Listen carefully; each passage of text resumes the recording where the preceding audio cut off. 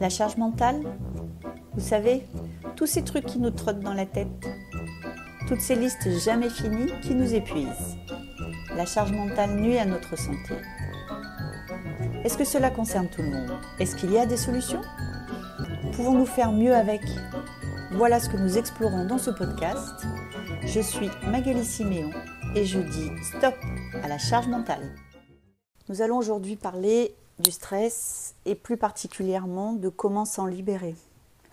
Nous vivons une période qui est difficile et vous avez été nombreux à nous interroger sur comment aider vos salariés à gérer leur stress. Nous avons choisi d'interviewer Alex Febot, auteur de plusieurs ouvrages sur ce sujet, car j'ai beaucoup apprécié son approche. Il parle de stress, mais il parle aussi de plaisir, d'épanouissement et il parle aussi du corps. Ces mots ont déserté l'entreprise depuis un moment déjà, malheureusement, alors qu'ils représentent le carburant d'une énergie créatrice et positive. Ensemble, nous allons voir aujourd'hui comment Alex nous propose de réconcilier travail et plaisir. Alex Febot, bonjour et merci d'être là avec nous. Bonjour Magali, et merci de me recevoir. Je sais que nous allons apporter quelque chose à nos auditeurs aujourd'hui. J'ai beaucoup aimé votre approche telle que je l'ai découverte dans un de vos ouvrages, puisque vous avez écrit plusieurs ouvrages. La première question qui me vient immédiatement, vous le dites très bien, nous sommes dans une société de la performance où on doit tous être le meilleur de tout le temps et finalement ça a des impacts en termes de stress. Et vous l'illustrez bien. Est-ce que vous pouvez nous en donner quelques exemples?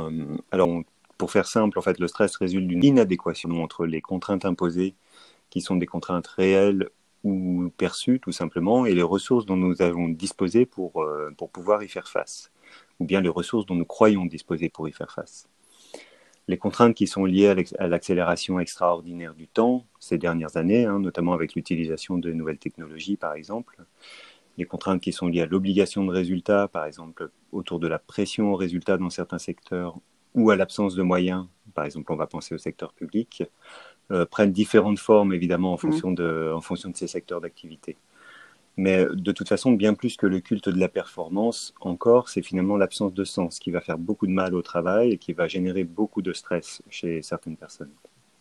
La soumission à des procédures, par exemple, à des organisations complexes, et tout cela indépendamment du bon sens parfois et même du bien-être humain. Pourquoi on fait comme ça, par exemple, ou pourquoi fait-on comme ça? J'entends parfois ces questions-là posées dans le monde du travail, parce que c'est comme ça, point.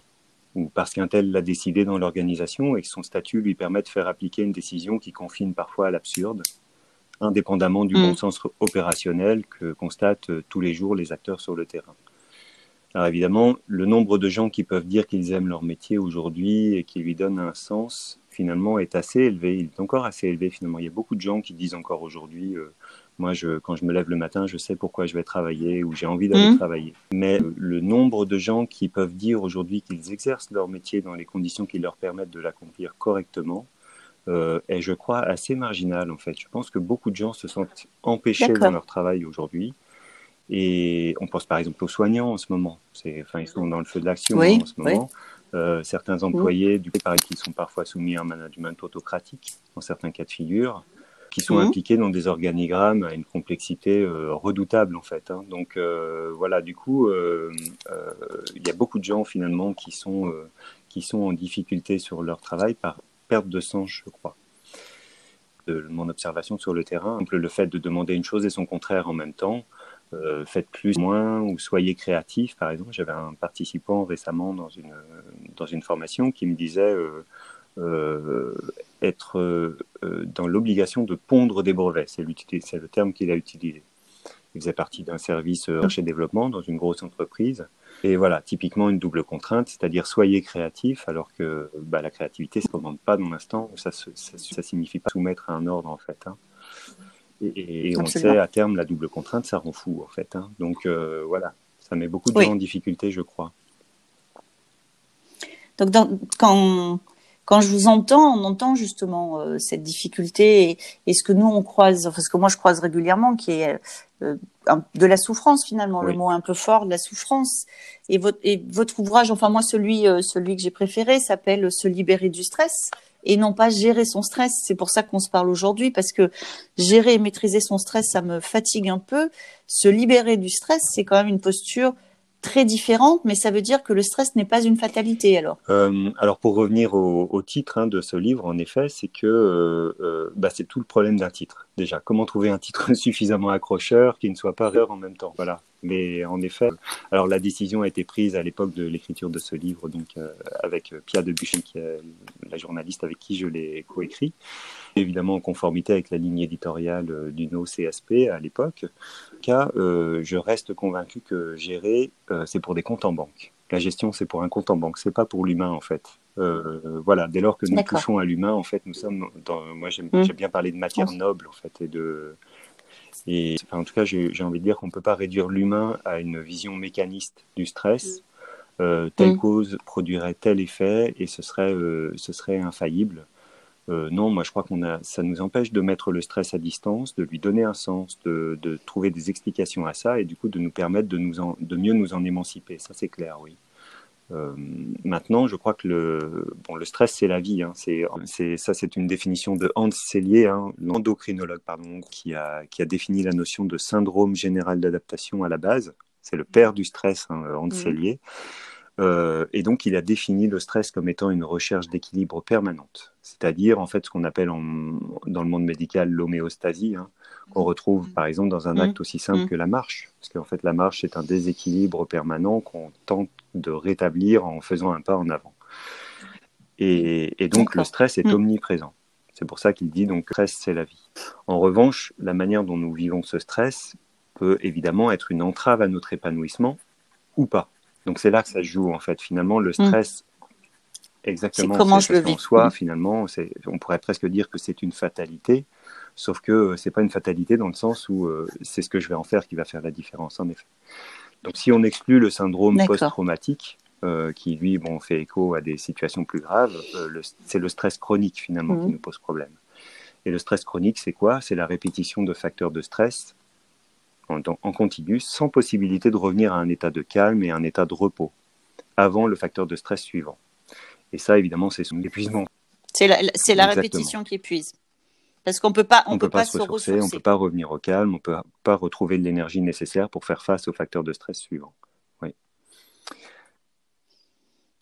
Et dans votre moi j'ai beaucoup aimé quelque chose qui est le concept de flow que vous avez développé, donc FLW.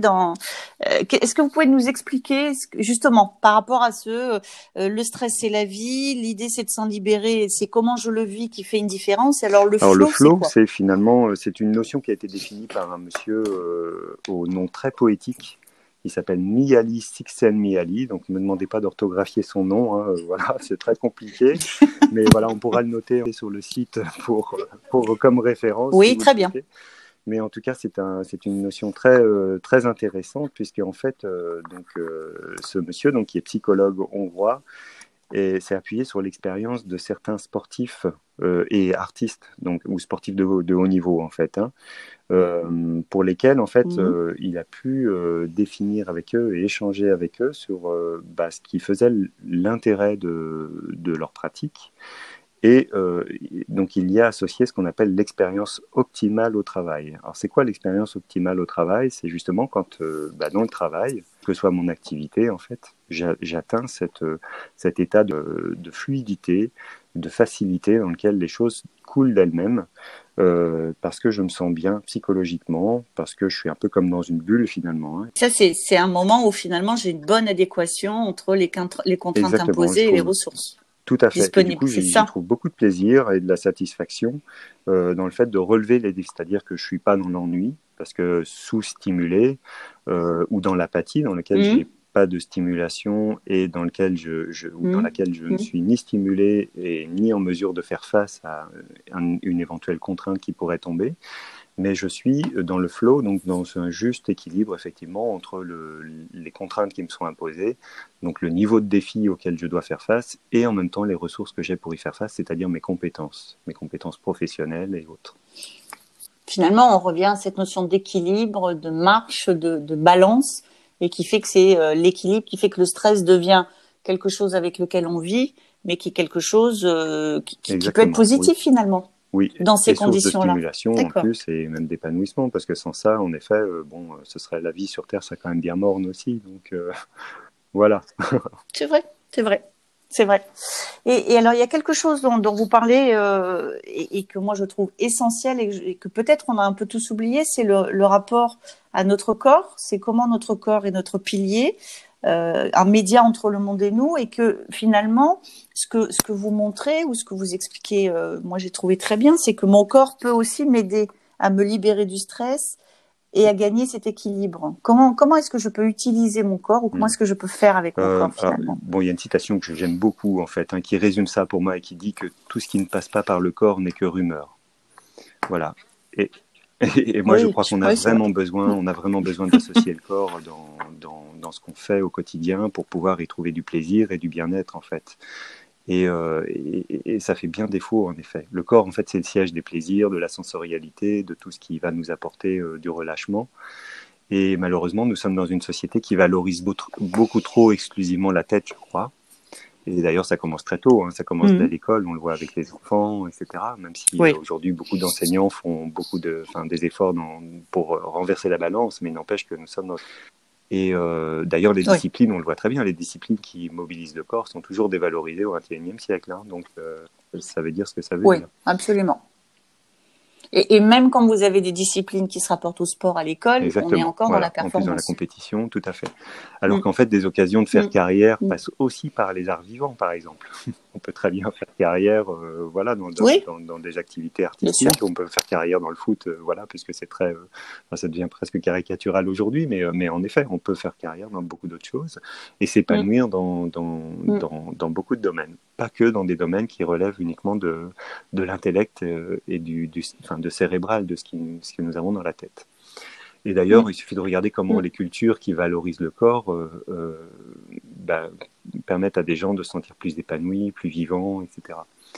Et c'est pour ça que, moi j'ai la conviction forte que c'est vraiment essentiel de promouvoir donc, la créativité, le mouvement dansé, par exemple. Je peux proposer des ateliers, des fois dans certains cas de figure, des ateliers dans lesquels je vais inviter des gens qui sont dans des entreprises à bouger en musique, à créer en musique, à travailler sur leur vision, par exemple s'ils sont managers ou s'ils ont des rôles de leader, par exemple, mais aussi de mobiliser les gens à travers le rire pour travailler la cohésion d'équipe. D'accord. Et comment c'est accueilli dans l'entreprise? Il y a des entreprises qui sont très ouvertes à ce genre d'approche et puis d'autres qui demandent à s'ouvrir, qui le sont un peu moins et qui demandent du temps en fait. Qui essayent. En fait, ce que je crois, c'est qu'il ne faut pas perdre le sens en fait de tout ça. Quelle est la finalité en fait? Ce qui intéresse beaucoup l'entreprise, on ne va pas se voiler la face. On est d'accord, c'est bien de dire que c'est bien de la recherche de performance. Il n'empêche que c'est pas parce qu'on recherche la performance qu'on doit le faire dans heurts et fracas et puis mettre tout le monde à genoux, alors qu'en réalité, on peut aussi se permettre de chercher de la performance tout en s'épanouissant, tout en valorisant la cohésion dans l'équipe et la coopération dans les équipes. Et pour ça suppose d'apprendre à rire ensemble. Donc, moi, il m'arrive de proposer des ateliers de rigologie, par exemple. Ça suppose d'apprendre à se dévoiler autrement ensemble. Par exemple, là, j'ai trouvé une méthode qui s'appelle la méthode Persona, qui travaille sur les masques de la commedia dell'arte et qui permet donc d'apprendre à se connaître, à mieux se connaître face à une difficulté, etc. Et donc, avec tout son corps, d'être engagé pleinement avec son corps pour Donc finalement, si je devais apporter une conclusion à cet échange, moi j'aurais pu rester beaucoup plus longtemps, mais peut-être on refera un deuxième épisode.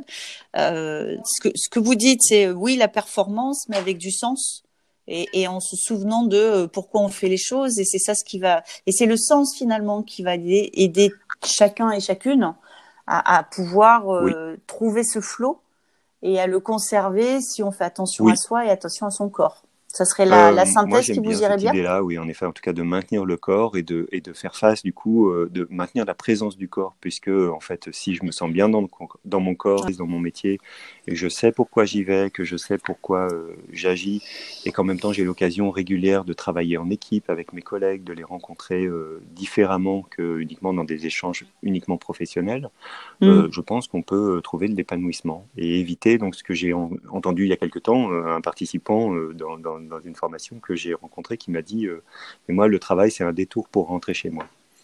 Voilà. Moi je crois que le travail c'est pas un Oui. détour pour rentrer chez soi, c'est un lieu dans lequel on doit s'investir et sinon faut effectivement trouver d'autres moyens de s'épanouir.